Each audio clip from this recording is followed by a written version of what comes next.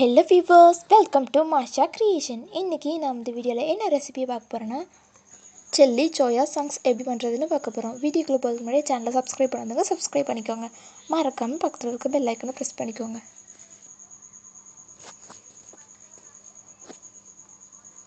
Soya chunks எடுத்துக்கோங்க 100 gram. அதை எடுத்துகிட்டு வெந்நில ஊற போட்டு பிழிஞ்சு வச்சுக்கோங்க. பிழிஞ்சு வச்சுட்டு இப்போது அதில் கார்ன்ஃப்ளவர் மாவு 1 ஸ்பூன் போட்டுக்கோங்க. Chilli powder 1 spoon, ginger garlic paste 1 spoon போட்டுட்டு எல்லாத்தையும் நல்லா விரவி வச்சுக்கோங்க. எல்லாத்தையும் நல்லா மிக்ஸ் பண்ணி ஊற வச்சுருங்க.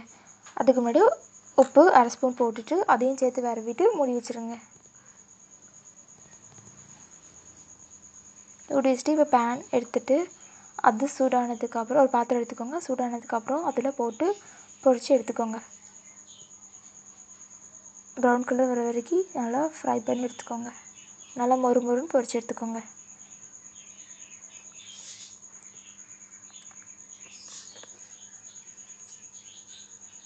பொரித்து தனியாக வச்சுருங்க. இப்போது அதே மாதிரி எல்லாத்தையும் பொரித்து எடுத்துக்கோங்க.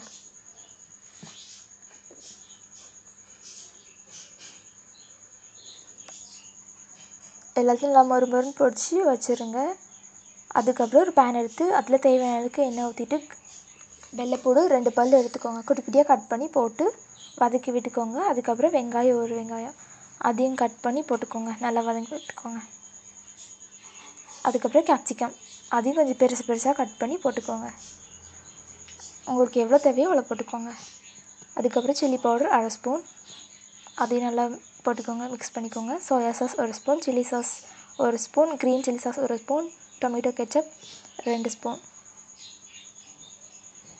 எல்லாத்தையும் போட்டுட்டு நல்லா மிக்ஸ் பண்ணி விட்டுக்கோங்க.